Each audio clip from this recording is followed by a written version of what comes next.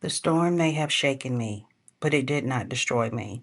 Join me, Catina Anderson, for the premiere episode of Surviving the Storm, Finding Yourself in the Midst of Chaos, airing Tuesday, July 7th. In episode 1, I will share my personal story with listeners, the hurt, the healing, the faith, and the journey of finding myself again in the midst of life's chaos. This episode is for every woman who's been through pain, disappointment, heartbreak, or seasons where she felt lost, broken, or unsure of what was next.